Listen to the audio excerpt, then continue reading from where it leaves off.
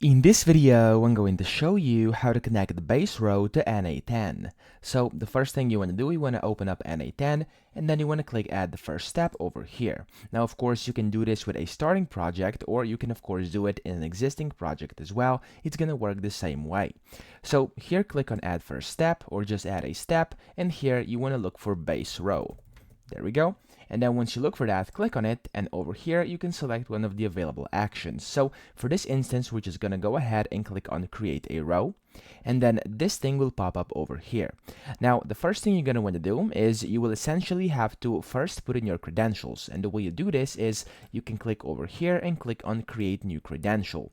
Now here, the host should automatically be filled in, so it should be https://api.baserow.io, but if it's not in here, of course, you can just simply retype what's saying over here. Now, here, you'll then have to put in your username and then your password, okay? So the way you actually have to do this is it's going to be the exact same password and username you used to sign up to your Baserow, okay? So let me just do this really quickly. There we go. That's my Gmail, and then I'm going to do the password like this, okay? And then once you do this, you want to click over here and click on save. There we go. As you can see, it says credentials successfully created. Now, once you've done this, you can close down the credentials, and of course, this is going to be your Baserow account connected now over here, and then this is going to be very important over here.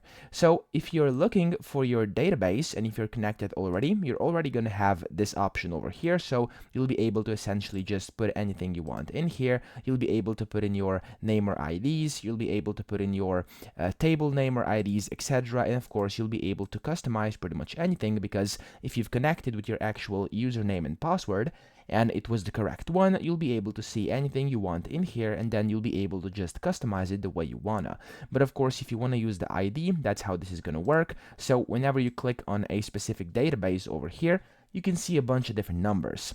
Then this first number up here, so for me, 245674, what that's gonna be is this is gonna be the database name or ID. So this is gonna be the ID over here, and then of course, if you want the table name is going to be this one. It's going to be the second number. And then if you want essentially any row names or anything like that, or row numbers, you'll be able to see them over here inside your database, okay? So that's pretty much it. That's how to connect the Baserow to N8N. I hope this video helped you out. If it did, please subscribe to the channel and help me out as well.